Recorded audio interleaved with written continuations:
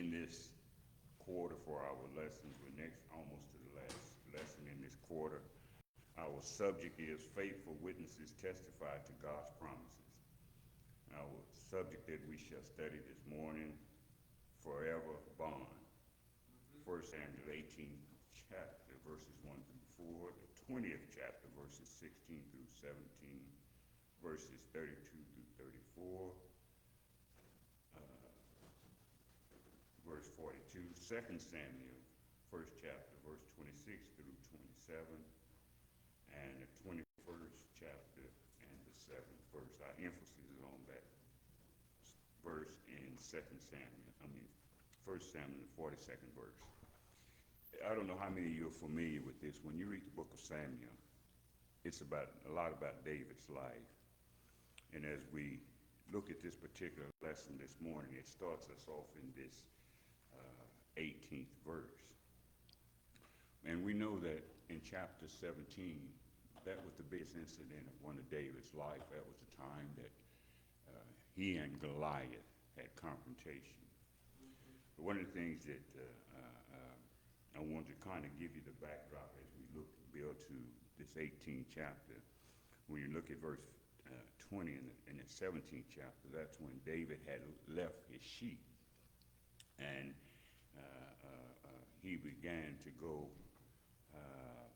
be with his brothers.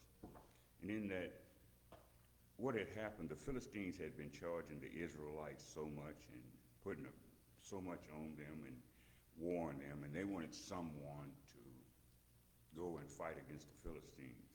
And there seemingly to be no one capable of doing that. David had three elder brothers who they thought could, and the question was asked, who would go? And we know eventually David was the one who God had really set to do this. And at this time, Saul was king of Israel. Saul thought that David was too young for this. And David told Saul and reminded him, and I like how David did this. David had some encounters before, even before he went to Goliath. He told him that how he had slain the bears and the lions. And one of the things I like about David, he said, and the Lord delivered him. He was letting them know it wasn't me. Yes. The Lord delivered me, and I was able to do that because the Lord was with me. Amen. And so when we get to verse 51, it came to the point where David actually slew the giant. And one of the things, we know in the lesson that we've studied this so much, that he was given equipment by Saul, but we realized that he did not take that equipment. And so in his sling, he only had 5 smooth stones and a sling. And it's amazing how God makes things possible. And when he had taken that and one of the stones, and he hit Goliath in the head, and he fell. And when he fell, he went and took Goliath's sword out of his sheath and cut his head off. And he took that head and presented it to Saul. And at that point, Saul knew that David was somebody. And then Saul began to question this when he gets to that latter part of that 17th verse. Saul wanted to know, whose son is this? He asked his leader of the son, whose son is this? He wanted to know who was David's father. And when you get to that 58th verse, just before we get into chapter 18, David told him that I am the son of Jesse. And so now it opens up one of the things that we look at this 18th verse, and we began to look at it. The first part of our lesson, it talks about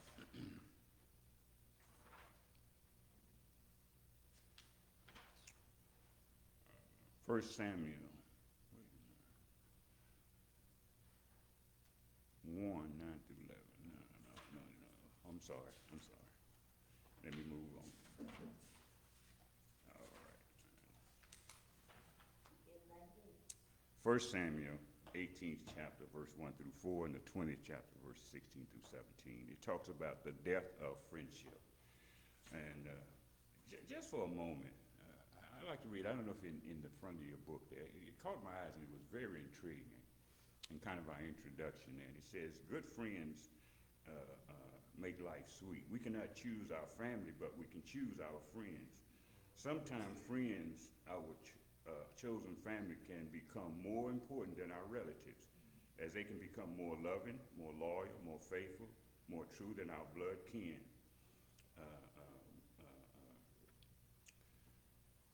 To help us to see what we cannot see and to love us when we are being unlovable. This is not always the cause with family. While family members may feel obligated to help during our times of adversity, friends make the choice to stick around to see how they may help. A true friend will pick up the phone and listen, even if there has been no communication for months or years. There's nothing like a friend. You know, we say that BFF. Everybody has one of those. Best friend forever. But we know we have the ultimate friend. What a friend. What a friend we have in Jesus. Sticks closer than a brother. It's nothing like it. And even in this life as we go along, you need to have a good friend. I had one. It's past tense now. He's been gone now 3 years, and we were like brothers because I had no brother, and he was like a brother to me, and we did everything together. But the Lord took him home about 3 years ago, and it's been a void for me because that was my bestest friend, and we did everything together. We went everywhere, and we got in trouble, out of trouble together, and everything. So I miss him, but it's nothing like it having a best friend. And just like when you have a best friend, he could ask for anything. I didn't ask any questions. I could ask him for anything. He didn't ask no question. He'd come over my house like he at home. I'd go over his house, and I'd be like I'm at home. He was just like a brother. So it's just nothing like a good friend. Yeah. So when we look at this, and it talks about the depth of friendship, 1 Samuel 18, 1 through 4, and 20, 16 through 17. And it came to pass when he had made the end of speaking unto Saul, and the soul of Jonathan was knit with the soul of David, and Jonathan loved him as his own soul. Just stop for a minute there. Isn't it something, just the presence of David coming amongst Jonathan, right quickly they bonded. Just so quickly. You ever had somebody that seemingly when you got to them, you become friends of them? They may have kind of restraint, but something about them, you kind of connected and become friends. And that's the way Jonathan was instantaneously when David was on. So he became friend. And Saul took him that day and would not let him go no more home to his father's house. This was interesting because Saul wanted to know who his father was, in that previous 17th chapter. But he no longer allowed him to go back to his father. And said, then Jonathan David made a covenant because he loved him as his own soul. And Jonathan stripped himself of the robe that was upon him and gave it to David and his garments, even to his sword and to his bow and to his girdle. You know one thing that's interesting about this? Jonathan was a prince.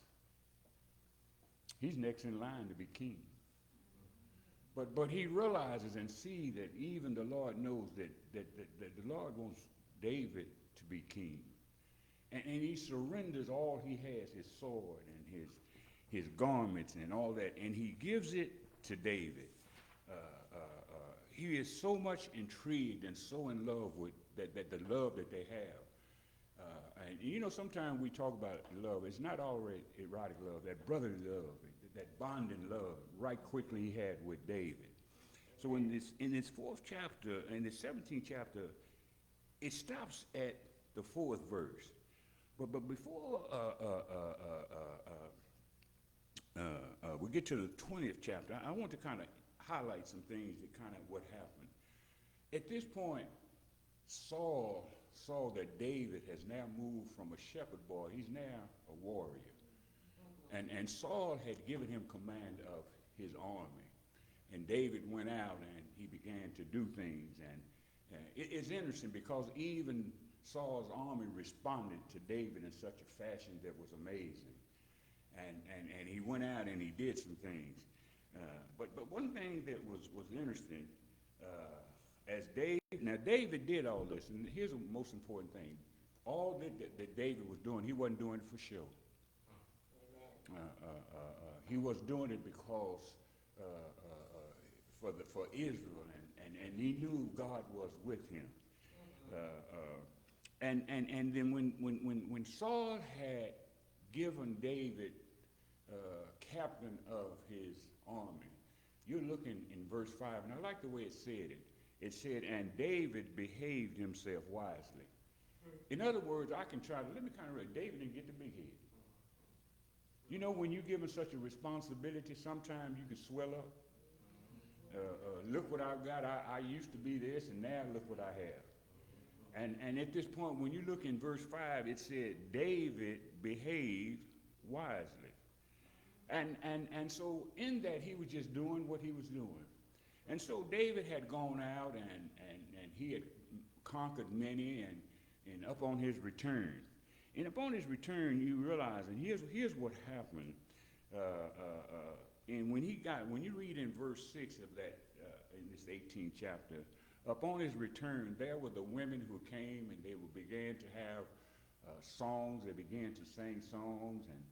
And one of the things when they were singing, they sang, oh, Saul killed his 1,000, but David, his 10,000. Saul didn't like that.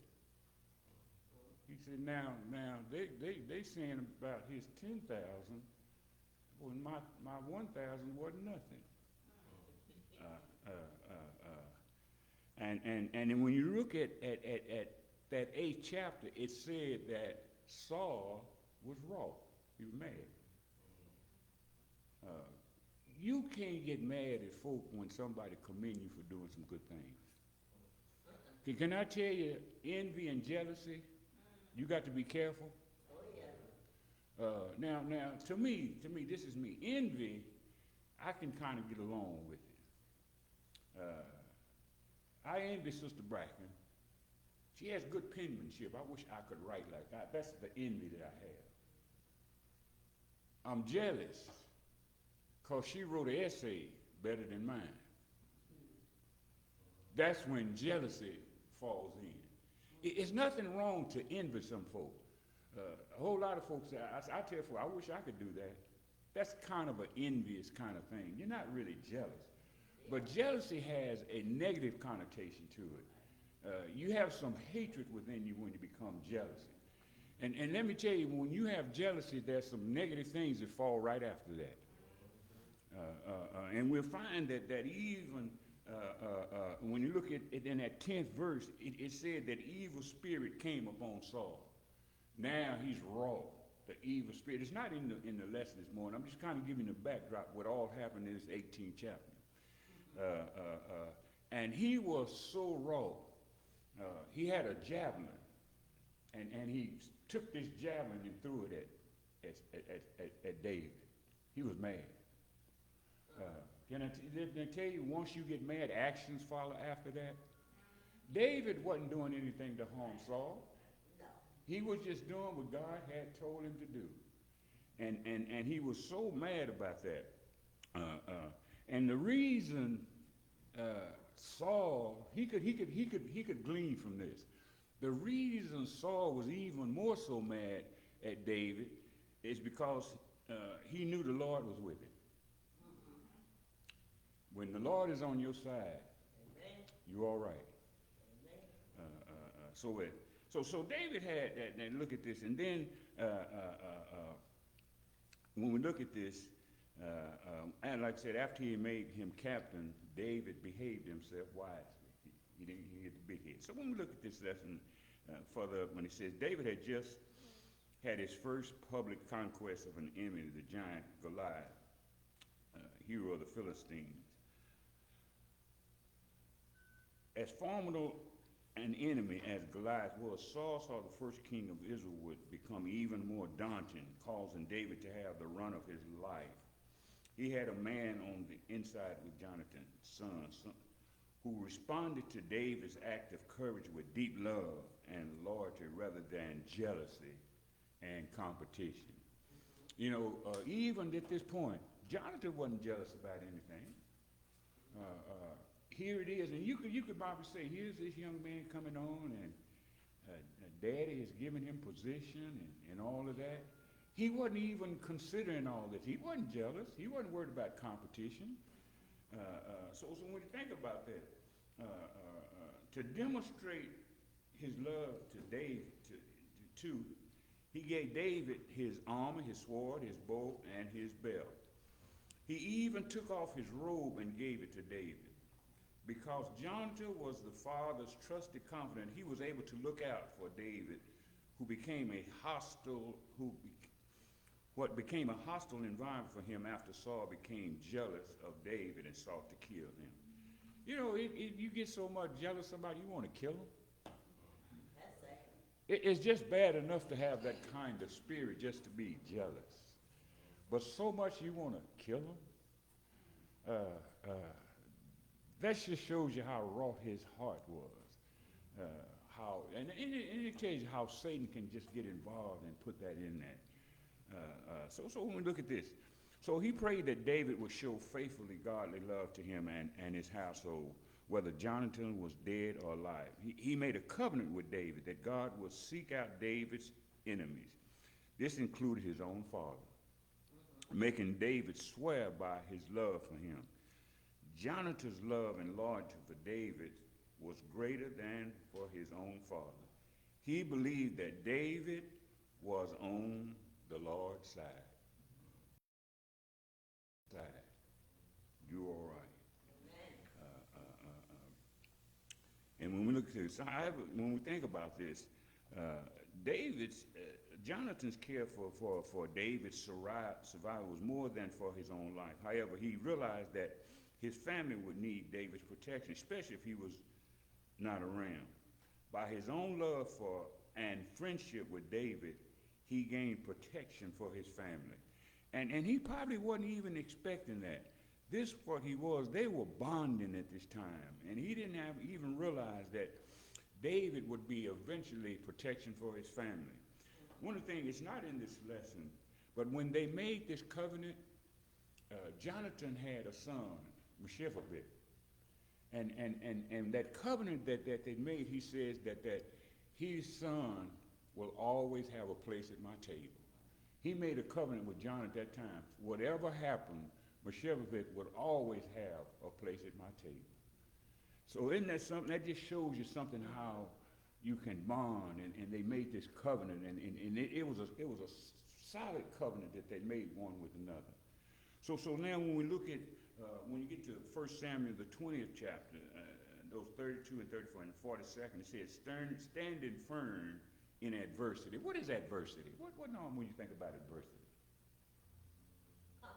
Conflict. There's something's going to happen.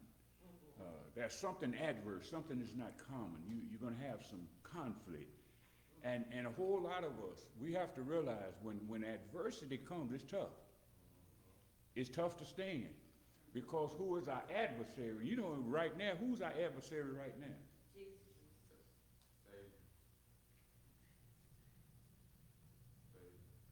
Satan. I didn't say savior, adversary. Satan is wanting to get us minute by minute. Oh yeah, he loves to attack. And you know, we have to stand firm. Oh yeah. But we're just like David. The Lord is on our side. And when that happens, you know, we talk about in this life we have battles and the battles, but all he wants us is fight, because he'll give us victory. And sometimes when going through this, we have so many things we go through, but we just fight, and he'll give us the victory, just like it was with David with that bear and with that lion. God gave David that victory that he could conquer the lion and the bear. And can you imagine when you look in chapter 17, when you look at the description of Goliath, he was something. All that army had, his height and all that. And when he looked at David, he probably said, "That little pee-wee, you trying to come up against me?" But he was. That's what I'm talking about. And looking at him, he had no armor, he had no sword, and nothing. Just 5 little smooth stones. And like I said, God can equip you whatever it takes to have the victory. Amen. And so when you look at this, and we look at this, standing firm in adversity. And Jonathan answered Saul his father and said unto him, "Wherefore shall he be slain? What had he done?" Even Jonathan is realizing that David hadn't done anything. Why do you want to slay him? And Saul cast a javelin to him and smite him, whereby Jonathan knew that it was determined of his father to slay David. Now, it's something else. You throwing a javelin at David. Now your own son. Boy, he has a rotten heart, doesn't he? Jonathan is asking him questions. Daddy, what's wrong with David? He hadn't done anything. And just by him asking that question, he had a javelin, he slung it at him. Wanted to kill him, and he just so that Jonathan dodged that javelin. But if he hadn't, he'd have killed him instantaneously right then. So Jonathan arose from the table in fierce anger and did eat no meat the second day of the month, for he was grieved for David because his father had done him shame. He said, "Daddy did all this, and what are you doing all this for?" And then this is our verse in verse 42. This is the whole essence of our lesson, right in this verse 42. Jonathan said to David, "Go in peace, for as much as we have sworn both of us in the name of the Lord." I like that. Saying, "The Lord be between me and thee, and between my seed and thy seed forever." And he arose and departed, and Jonathan went into the city. He says, whatever happens, we're friends forever, and the Lord be with us. Saul's hatred toward David got to the point that Jonathan had to confront his father. Saul could not understand why Jonathan would help David, knowing that David was destined for the throne of Israel. Just stop for a moment. You know, it's tough to go against your own father. Can you imagine at this point? We say that we want to be good parents to mother and father. But when you see so much, the father is doing so much wrong, it's hard to follow. And Jonathan could see that. And it angered him that Daddy had this much hatred toward David. And he just couldn't go along with him. He just had to kind of say, "Daddy, I'm going to part ways with you. You got that kind of spirit. You're that so mean. It's hard to love you." And so it was. This open confrontation was too much for Saul, so he threw a spear in his own son, aiming to kill him. Jonathan then realized that Saul could not be dissuaded from his plan to kill David. He jumped up from the table and would no longer participate in the feast. Not only was he angry with Saul, but Jonathan was grieved for his friend so much that he refrained from eating food that day. It's tough that it hurts you so much that you can't even eat. You're thinking about your friend. That's love. Daddy wants to kill my friend, and it just took his appetite away. It took everything away from him that because we made such good friends, and Dad is after him. And so Jonathan's friendship with David superseded his loyalty to his father. Jonathan knew that what was right, and he chose righteousness over kingly and parental authority. Righteousness will supersede a whole lot of things. and this authority and this kingship that all he had, that righteousness overrode that. He chose his friend. That these men loved one another with the love of God. In their pardon was sorrowful, for Jonathan told David to go in peace and reminded him of the generational covenant, because the Lord, that God would have each accountable for the household of the other. Some friendships are like that. They come to include spouses, children, grandchildren, parents, and siblings. And it's amazing. And we can probably say that, and I don't know if it's strange, but you can have a friend that's even better than your sister. You can have one of these old, even your closest brothers. You can have a friend, someone on the outside, someone you can depend on at the last minute, someone you can call on, someone you know that'll always be in your corner. And here's one thing I like about a friend, Sister Jones. They'll tell you when you're wrong.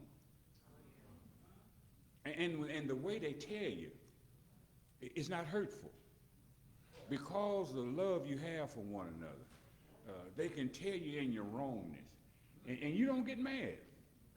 As a matter of fact, you appreciate it. Because some people will tell you in such a way they'll scorn you and letting you know you're wrong. But in a friendship, a friend can come to you and just basically tell you, sometimes the friends say, man, you might want to straighten up. Something like that. They're not hard, and you know what they mean. Because you have that kind of friendship. They see you in a way that you're going another way and say, man, you might want to straighten up. And they'll leave it at that. They're not going to argue with you. They're not going to try to browbeat you or anything like that. That's a good friend. Like I say, sometimes when we think about that, God would hold each accountable for the household of each other. Some friendships are like that. They come to, like I said, grandchildren, parents, siblings, like that. Loyalty and love grow between generations. Some friends truly grow to become closer than family. When a child gets in trouble in a different, and this is the interesting, when a child gets in trouble in a different state from where their parents live, friends can stand in the gap on behalf of the parent so that the child is not alone and has an advocate because of the parent's friendship. In this same way, Jesus is our advocate. He is our advocate. The Holy Spirit stands in the gap with us, our closest friend and comforter in times of trouble, just as Jesus stands in the gap for us before the throne of God. Amen. What a friend we have in Jesus. Jonathan and David's friendship teaches us that our relationship with those with whom we choose to do life must be based on more than merely common interests and values and goals. We need friends. We need to know the love. We need friends who, and here's something that's mighty. We need friends who know the Lord.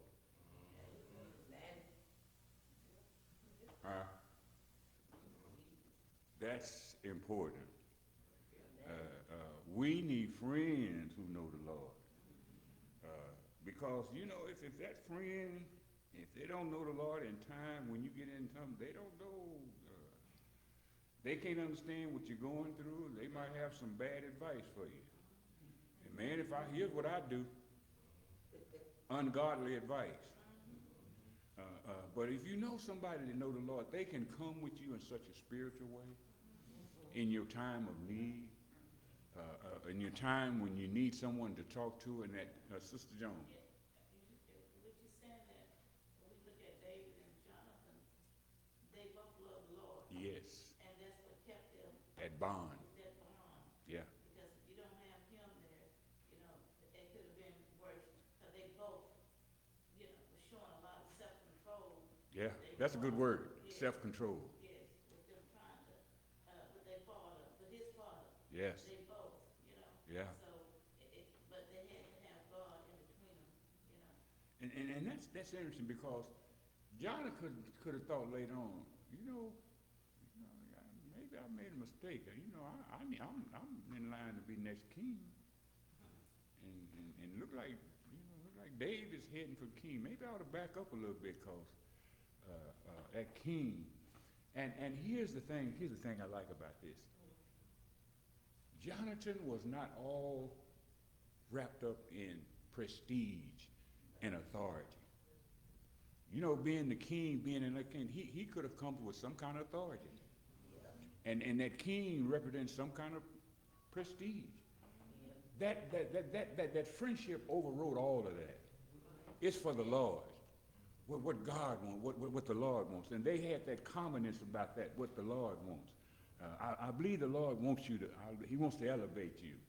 And I have that love for you, that I'm with you. I hope everything goes well, because when they made that bond, it said, go in peace. And he knew that he was going to have trouble with his father, but he was hoping that, go in peace. But he knew that the Lord was with him.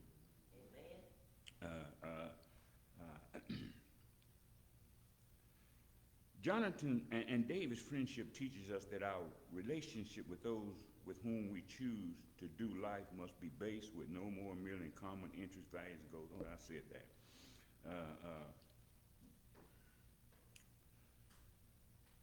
Believe in our assignment and who will walk alongside of us in our journey.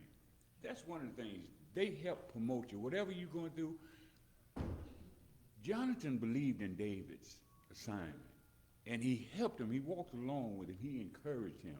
Yeah. Can I tell you, in this life, you're going to need some encouragement? Oh, yes. You don't need everybody to look and find your weakness and say, well, he ain't this, he ain't that, he can't do this, he can't do that. You don't need nobody to tear you down. No.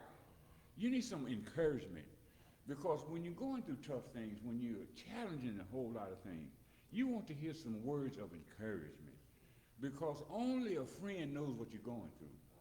And a whole lot of times, we don't share a whole lot with everybody.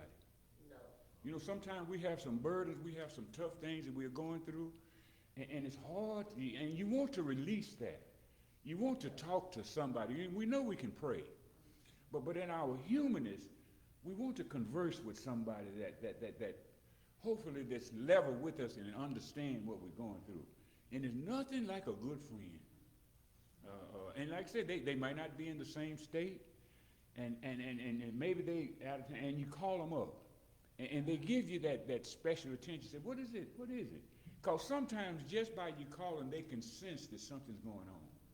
Maybe you hadn't talked in 2 or 3 months or something, but when you call them, they may can sense there's something going on. They may say, what's going on, baby? What's happening? And you begin to open up to them, and you share like that. And when you get off the phone, you feel so good. Yeah. There's something in the household you couldn't have shared that with, felt anything, but just that good friend. And so when we think about this, in the last part of that, I found this interesting. When you get to 2 Samuel, the first chapter, in the 26th and 27th verse, I wish I could do it. That was a what I want to say. It said it in the book, but that was kind of a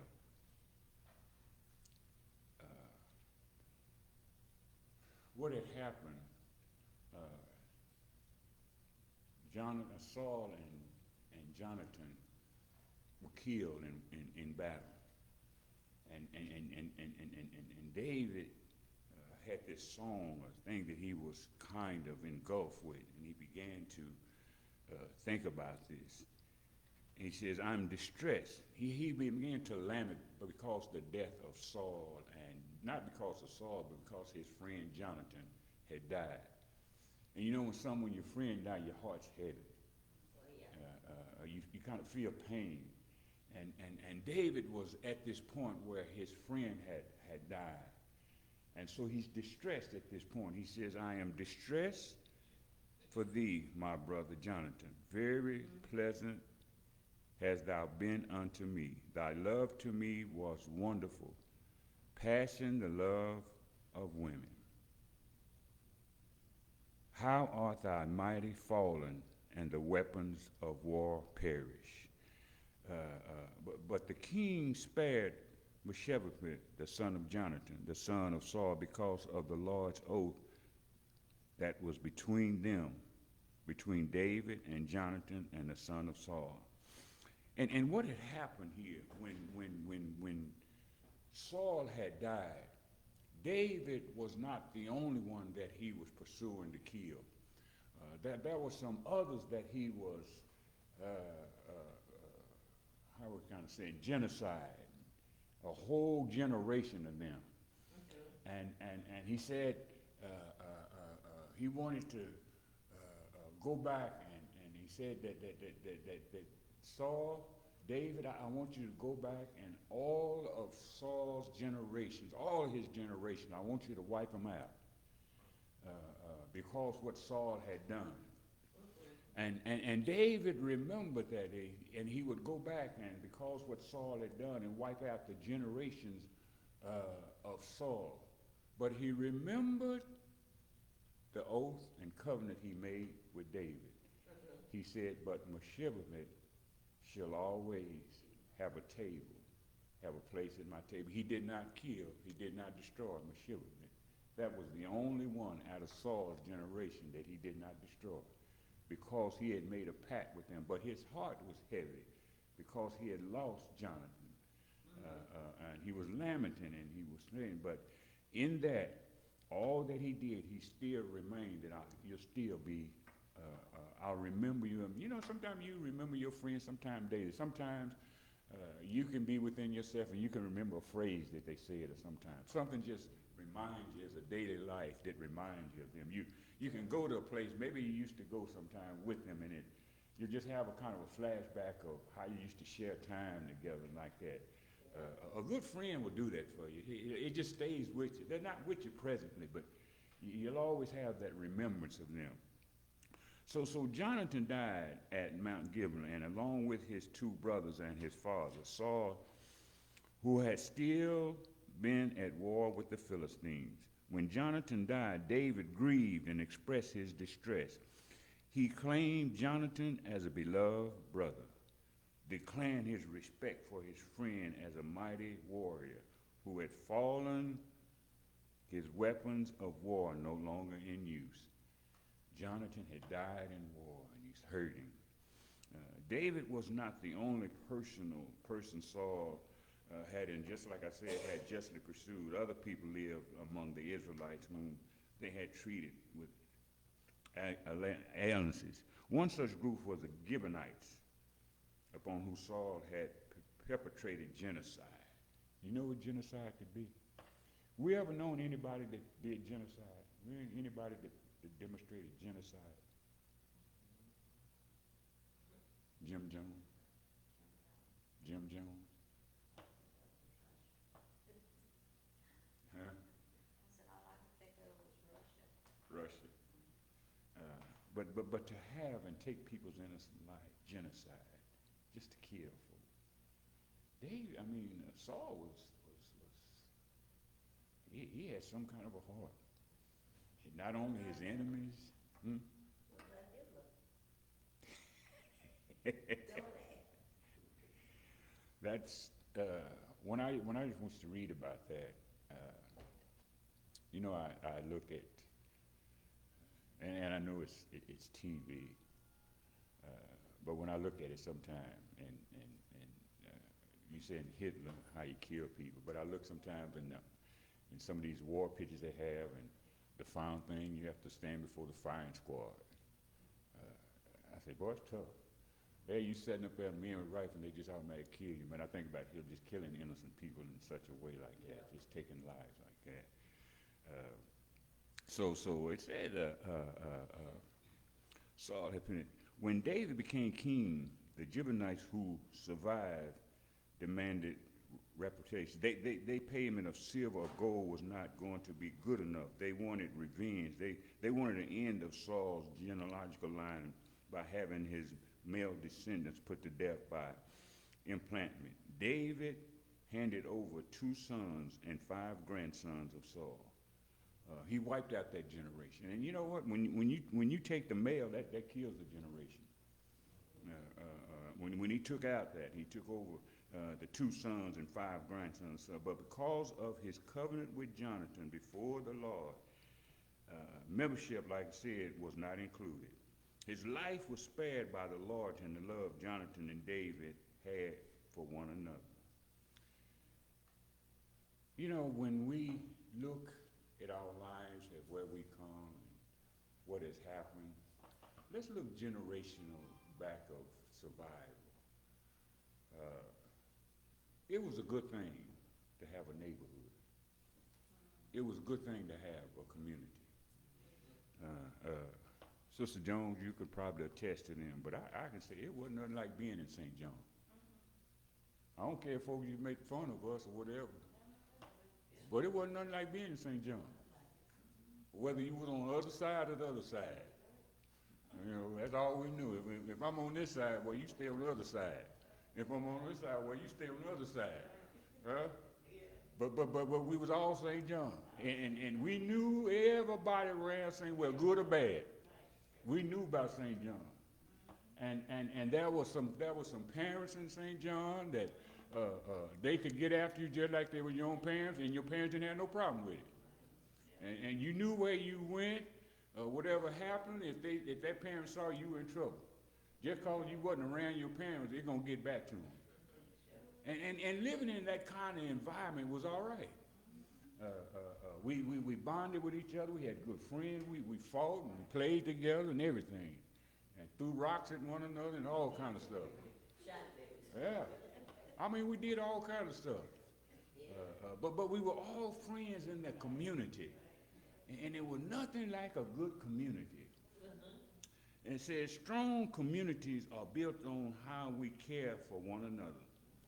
Generally, in the days when black people could not stay in hotels and when they were relocating to find better opportunities, they depended on relatives, friends, or parents, or children of friends to find a place. Isn't that something? You could always go, somebody could help you out. And it said it wasn't no shame. It wasn't nothing about being too much pride. We weren't thinking about pride. We were so wholesome together, we didn't have no problem just asking. If we needed someone, you know, I need some help. And you knew the ones that would help you out and like that. I had a uncle. His name was Hollis, but we called him Uncle Jabbo. And he worked at a store. And he would always bring something home from the store. And we had cousins, see, because where we stayed, I stayed right here, and my first cousin, they stayed on the corner. And my wife, where we stayed, she stayed up the street. And so we was all the community. And whatever he brought home, he would share with something. He would always bring something home from the store. And he would share with one another. He would bring whatever that they would have and share. He was like that. It was a community thing. And across the street, whether it was the Johnsons and because it was the Johnson and the Johnson, one Johnson on one side, the Johnson stayed across from the Johnson. But he always could see a need in that. And the amazing thing about my uncle, he never had a new car. All the time in his life, he never ever owned a new car. He always bought a used car.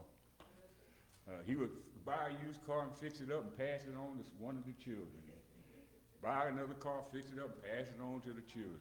The whole time in his life, he never owned a brand new car. But he was like that. So that was that community thing.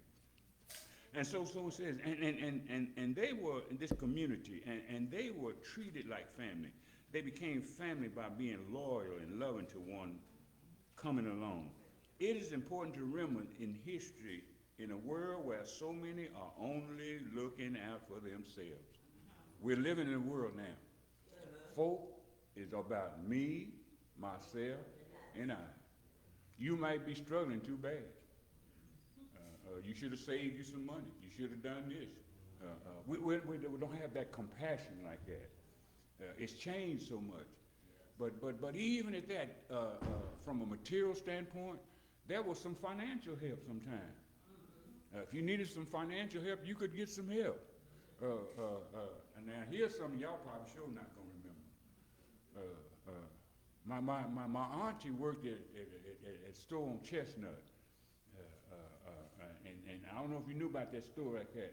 And you could go in the store and he would let you write on here a little tab. You could get some groceries, and you fill out that little thing right there, and you can get them groceries and go back home.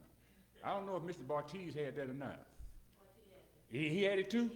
And see, that was the store. That was our HEB. Huh? Mr. Bartiz was our HEB.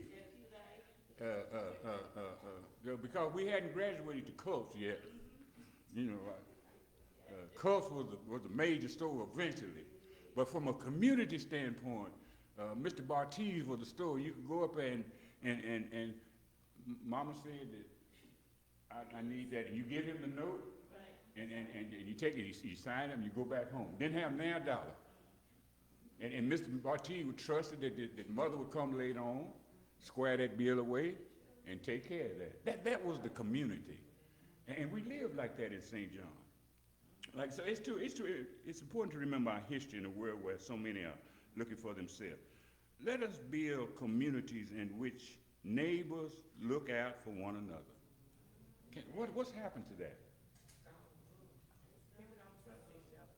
Huh?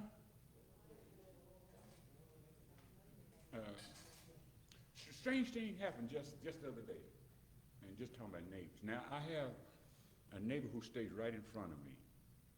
Nothing wrong with him, it just, you know, we don't converse, but I wave at him. He's kind of a young Hispanic guy, he has a young family, he just had a kid. Then I have a neighbor who stays right next door to me. He doesn't say very much. Good fella. He just doesn't say any much. Takes care of his place, we wave at each other like that. He texts me the other night, Thursday night. Normally, for him to text me, I said, something wrong. He says, did you see what happened? And I text him back. I said, no, what happened? Then he texted back, call because too much to text about. So I called him. I said, what happened? He said, well, you know, I was out cutting my yard, such thing, and when I was putting up my equipment and stuff, I noticed the guy who stays right in front of you, his truck, someone was getting in his truck trying to steal some stuff. And I tried to, you know, make him go away, and they ran off. And so I went and told the guy that someone was trying to get in his truck. And that's what I say about neighbors being like that. He very seldom, probably never said nothing to him, but he was concerned enough, being neighborly, to go over him to let him know something happened. He was neighborly enough to call me to make me aware, to be on the look in case this happened. That's good neighbors. You know, we don't always speak one another like that, but it's good to know that you have neighbors like that. And a lot of times when he goes out of town a lot.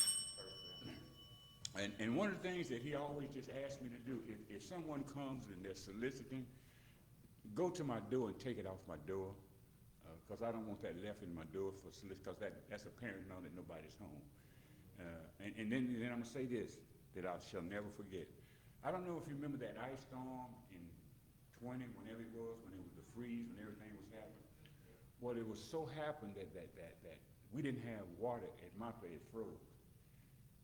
He knocked on my door and said, man, I got buckets in my house over here, and I got water.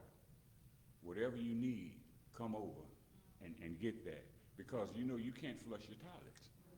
I wasn't about drinking water, but your commodes. And he says, come over and fill up as much as you need. And then he would ask, first he called over and says, everything all right? And I told him the situation. He says, man, come over. We don't speak a whole lot, but yet we're friends. We're neighbors. And like that. So it's good to have neighbors like, it's good to have friends like that. But on this lesson, as we talk today, a forever bond. You better bond with somebody, because no man lives on an island. You're going to need somebody. I don't care how much education you have. I don't care how much money you have. You're going to need somebody. And you better be careful how you carry yourself, because in order to have friends, you need to be friendly. Friendship, it reciprocates. You can tell a hardcore person that's hard to be friend with. But you can tell a person you can open up and be a friend with. And you become friends. And sometimes, like I say, some not even by names, you can establish some kind of friendship. I've done it just briefly. I don't know as a friend, but the acquaintances I've been in stores, people so polite in what they do. They have such a good demeanor. And then sometimes when I cash out sometimes, the person don't know me. They say, you have a blessed day. That means something. They don't know me, I might be the devil. But they have that kind of thing that says, you have a blessed day. That just makes you feel good. People have that kind of concern about you, that goodness about you. So forever we leave this life, but the best thing that we can always depend on, what a friend we have in Jesus.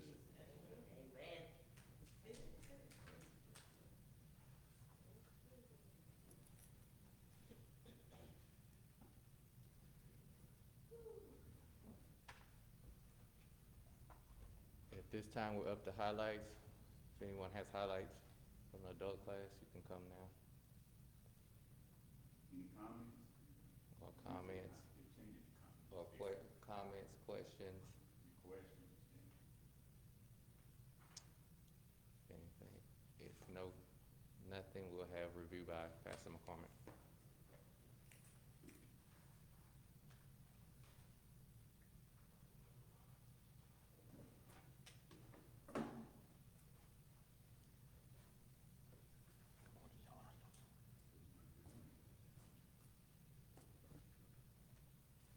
Good morning. Good lesson this morning. Thank you, Brother Bryant, for covering it. This story illustrates how steadfast loyalty transcends personal ambition and rivalry and family pressure. We have an example, a clear example of what not to do. I'm not going to say much beyond that. We have a clear example that's out there on a daily basis, displaying what not to do in terms of friendship and that type of thing. This here teaches us, though, that true friends protect one another from danger. It teaches us to choose covenant love over convenience. Covenant love is that love above. It's that love that's more than just for me. It's a love that has an obligation, a spiritual obligation for us, and it also teaches us to actively defend each other's character. I've been asked sometimes, why don't you tell me what they, no, that's not your business. Well, you should have said what they were going through. No, that's not your business, what they were going through. I have to keep many, many things to myself because that's what I'm required to do.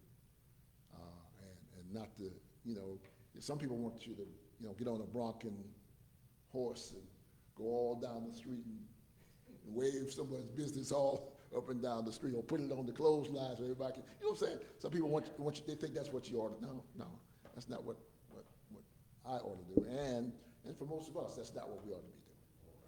I oftentimes think about it, even on my job, but, I was surprised as of this week when someone said to me, Dustin, we really missed you when you were gone. I said, what? Y'all never said that before.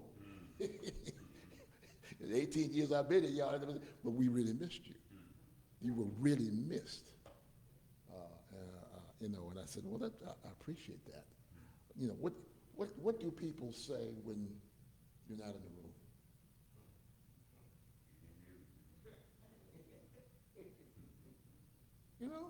When you're not in the room. Yeah. Yeah, what do they say about you when you're not in the room? You hope and pray that they say something nice, or not say anything at all. You know what I'm saying? But you just hope and pray. spiritual folk, folks who believe in God, will at least defend, actively defend and say, hey, look, that's not, let's not do that, let's not say that.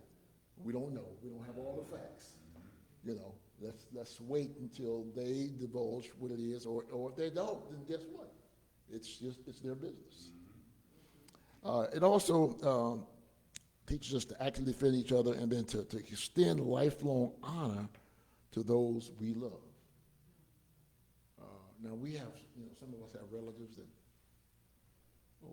cousin so-and-so, and sometimes we think that they sometimes don't deserve all of our love because of the things they've done. But we have to extend love to them just like God would extend love to us. We haven't always been good. We haven't always done everything right. We haven't always been, up straight, and erect and all that ourselves. And so, chastising somebody else ain't necessarily the way to go. Because we are God's people striving to do his will, we should always endeavor on a daily basis to genuinely display selflessness and a sacrificial demeanor and a God-centered friendship. Those three. We should always be willing to do that. Let this be one of our forever daily goals that we take on a daily basis. Doors of the church are open. I also offer yours to accept or reject. We hope either we are eventually and will be. Amen.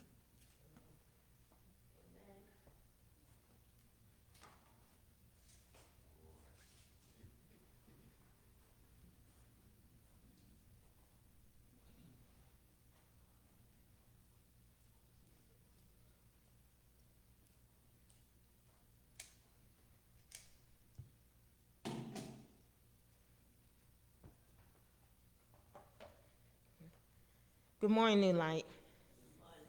Happy Father's Day to the fathers. Minutes of the New Light Ebenezer Missionary Baptist Church, Sunday School, June 21st, in the year of our Lord, 2026. The school was called to order today by Brother Derek Hubbard at 9:30 a.m., singing This Little Light of Mine. Prayer by Brother Derek Hubbard. The scripture for today, 1 Samuel chapter 18, verses 1 through 4, chapter 20, verses 16 through 17, 32 through 34, and 42. 2 Samuel chapter 1, verses 26 through 27, and chapter 21, verse 7. The subject of the lesson, a forever bond. The main thought, 1 Samuel chapter 20, verse 42. The teachers took charge of the class for 45 minutes. Officers present 2, teachers present 2, visitors present none. Grand total attendance for today 11. Grand total last Sunday 14. Total enrollment in school 56. New students enrolled today none. New members received none. Total offering for today $17.12. The weather was partly cloudy and humid. Total Bibles brought 11. Number of birthdays none. Banner offering class, banner Bible class, and banner attendance class disciples. Number of Bibles, number present 11. Contribution $17.12. The privilege was extended by Pastor McCormick. Class review was made by Pastor McCormick. God Bless Our Sunday School is the closing song. The prayer offered by Brother Derek Hubbard. Bible study will be Wednesday at 12 p.m. noon. Sister Irma Harvey, Secretary. Deacon Lee Jefferson, Superintendent, Brother Derek Hubbard, Assistant Superintendent, and Reverend Joseph C. McCormick, Pastor. Amen.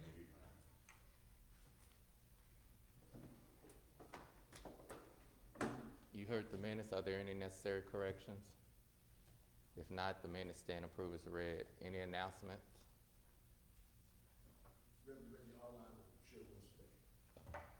Reverend Reggie Arline will be the guest minister at 11 a.m. Any other announcements? I'd like to give a save the date announcement. We will have a church picnic Saturday, September 19th, 11 to 3 p.m. here at New Light. All right. There'll be more information to come as we get closer. Amen. Anything else? If not, we can stand and be dismissed. God bless our Sunday school. Help it to grow. Stand beside it and guide it. Let the knowledge of God we might know. Bless the teacher, the superintendent, and the students that we teach.